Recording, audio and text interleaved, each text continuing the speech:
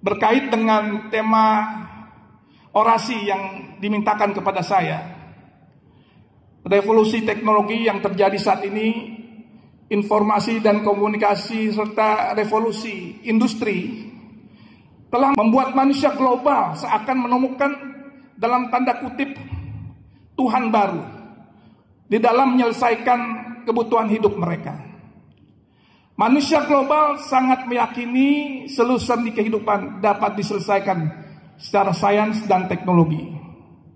Tapi fakta sejarah menunjukkan bahwa kehadiran agama menjadi aspek penting agar terbangun kebahagiaan di dunia dan di akhirat.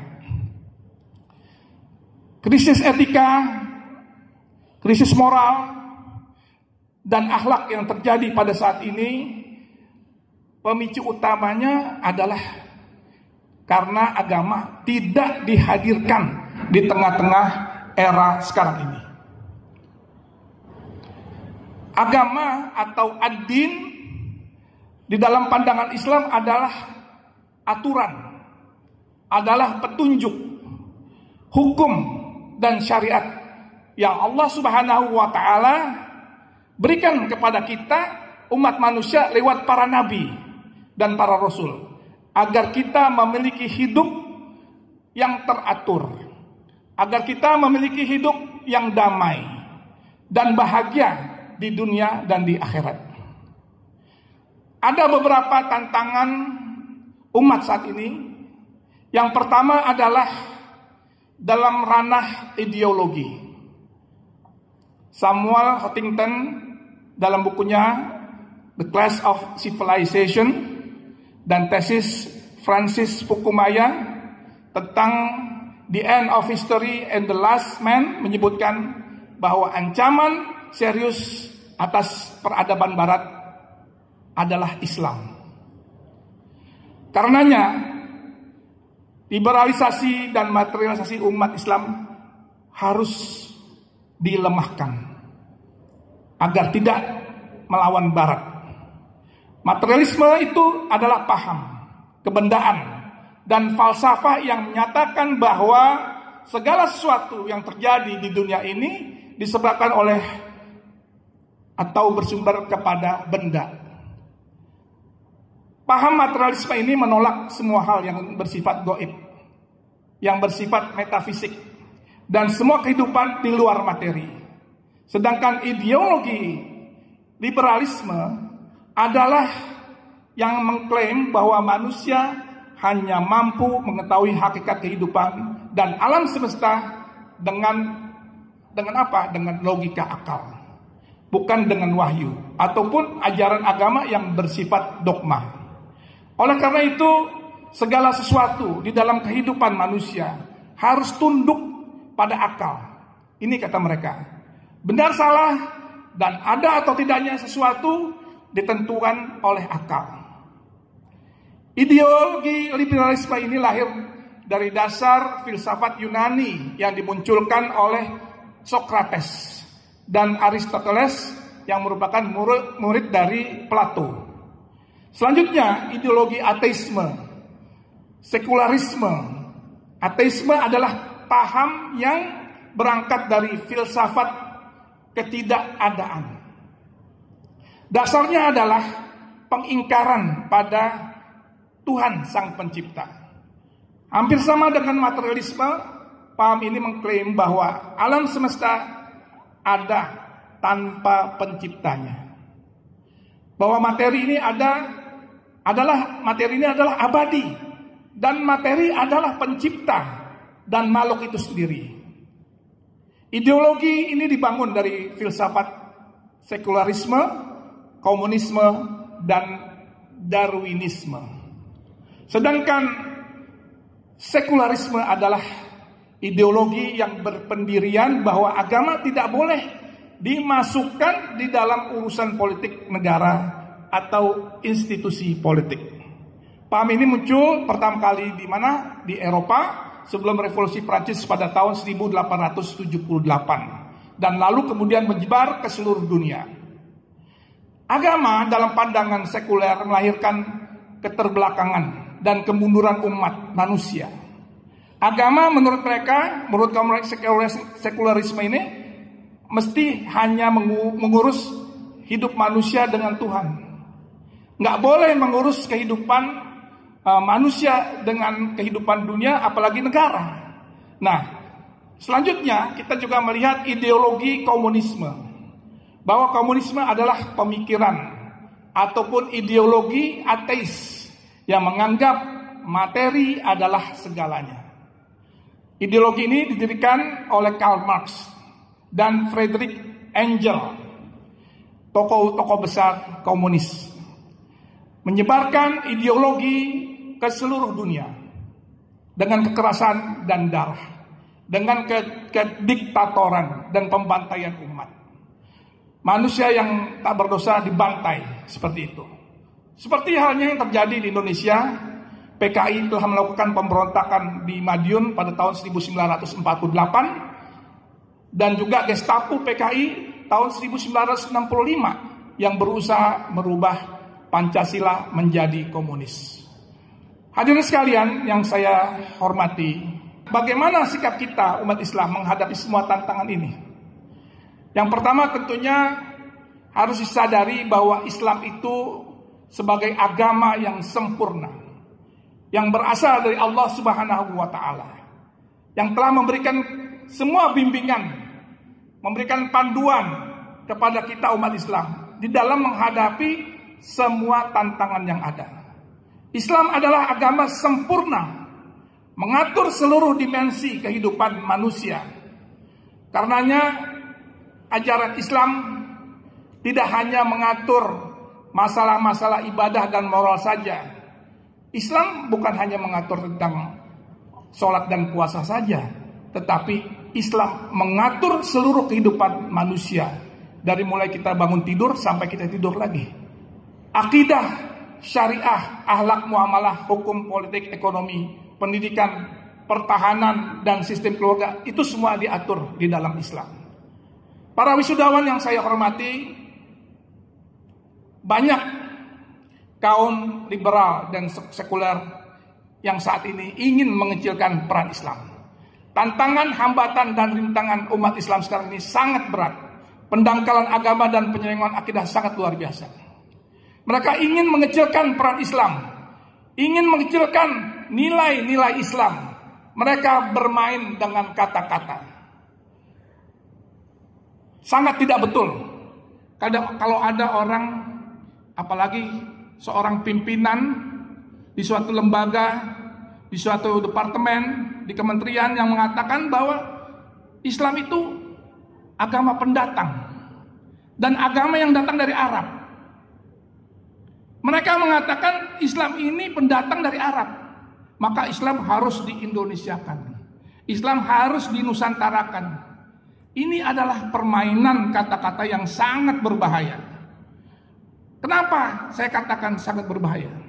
Karena dulu Nabi kita Muhammad pada saat diutus oleh Allah pertama kali ke tengah bangsa Arab, bukan untuk mengarabkan Islam, tapi untuk mengislamkan Arab. Nabi tidak pernah mengarabkan Islam. Nabi itu tugasnya mengislamkan bangsa Arab dan seluruh suku bangsa di dunia. Jadi dulu Nabi mengislamkan Arab, bukan mengarabkan Islam. Ini juga harus hati-hati di dalam menilai pernyataan-pernyataan seperti itu. Jadi kita jangan mengkerdilkan Islam dengan mengatakan Islam itu agama Arab yang bersumber datang dari Arab. Islam itu agama dari Allah. Bumi ini ciptaan Allah. Bumi ini milik Allah, sehingga dimanapun Islam ini hadir di atas bumi, Islam tidak pernah menjadi pendatang. Oleh karena itu, pesan saya kepada kita semua, wabil khusus kepada para calon wisudawan, wisudawati, mari kita ikuti jalan yang lurus. Tidak kita mengikuti jalan-jalan lain yang akan mencerai-beraikan kita, yang akan bisa menggelincirkan kita dari tujuan kita menjadi manusia yang takwa. Sesuai dengan tegas Allah berfirman dalam Al-Quran, di dalam surat Al-An'am ayat 153, A'udzubillahi minasyaitonirrajim, Bismillahirrahmanirrahim, wa anna hadza sirati mustaqiman fattabi'uhu wa la tattabi'us subula fatafarraqu bikum an sabilihi zalikum wasaqum bihi la'allakum tattaqun. Dan sungguh ini kata Allah, wa anna hadza sirati mustaqiman, jalanku yang lurus. Islam jalan yang lurus. Maka itulah, ikutilah Islam. Kita jangan mengikuti jalan-jalan lain, ya. Jalan-jalan itu, ya, jalan-jalan lain itu agama ideologi lain akan mencerai-beraikan kita. Ya, yang mencerai-beraikan kita, dan demikian Allah perintahkan kepada kita agar kita menjadi orang yang bertakwa. Saat ini luar biasa, dengan kita memiliki handphone di tangan kita, hati-hati di dalam kita memilih dan memilah informasi, apalagi yang berkaitan dengan akidah keislaman. Dan jangan lupa kepada alma mater Anda, Universitas Islam Asy-Syafi'iyah. Sekali lagi saya ucapkan selamat kepada para wisadawan, ya, dari semua fakultas S1, S2, S3. Menjadi kebanggaan bagi kami untuk kita bersama-sama melanjutkan waris perjuangan yang didirikan atau dibuat oleh pendiri Asy-Syafi'iyah almarhum Kiai Haji Abdullah Syafi'i, Ibunda Profesor Dr. Haji Tuti Alawiyah, dalam 3 bidang: pendidikan, dakwah, sosial. Pendidikan kita ada kampus, ada sekolah dari mulai TK sampai universitas. Dakwah kita ada majelis taklim, BKMT menyebar seluruh Indonesia dari Aceh sampai Papua. Dan ada sosial pesantren khusus yatim Asy-Syafi'iyah di Jatiwaringin, di mana 300 anak-anak yatim dari 17 provinsi, semua gratis, tidak dipungut biaya apapun, dan sebagian yang berprestasi kami berikan beasiswa di kampus ini. Dan ini adalah satu waris perjuangan yang harus kita lanjutkan. Kalau sekarang saya menjadi anggota DPD RI, itu adalah bonus. Yang terpenting adalah bagaimana saya melanjutkan waris perjuangan ini. Saya di DPD RI bukan mewakili partai, mewakili masyarakat Jakarta, mewakili majelis taklim, mewakili Asy-Syafi'iyah. Karena DPD RI ini bukan berpartai, ya, independen, perorangan. Karena dengan demikian saya bisa berjuang, bukan hanya bagaimana Jakarta ini untuk kedepannya maju bermartabat, tapi juga bagaimana Asy-Syafi'iyah yang merupakan waris perjuangan harus kami tanggung jawabi. Demikian, mohon maaf kalau ada kesalahan. Billahi taufiq wal hidayah. Wassalamualaikum warahmatullahi wabarakatuh.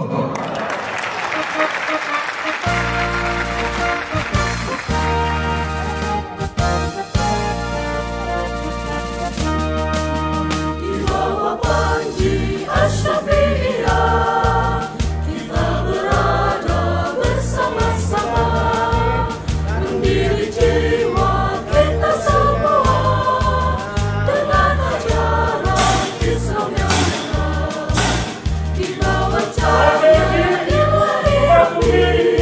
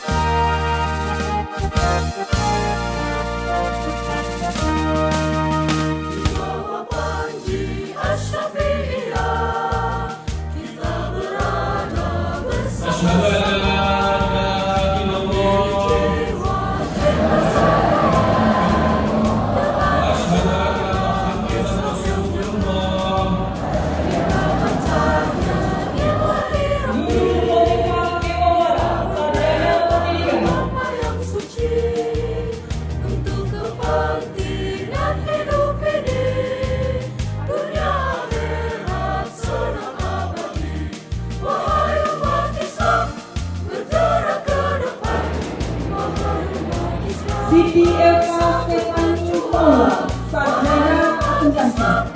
bergerak ke depan. Yuni Denga.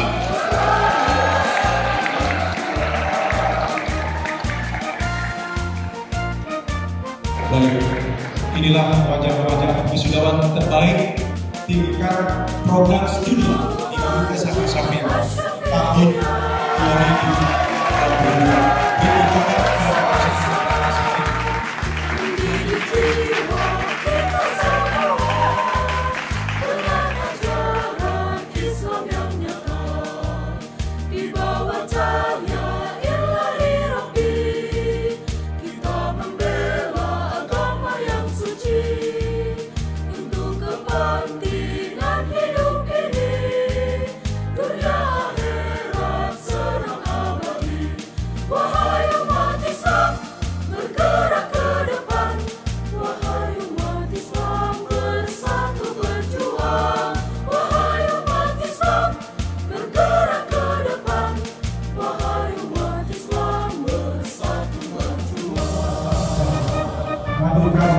Terima kasih.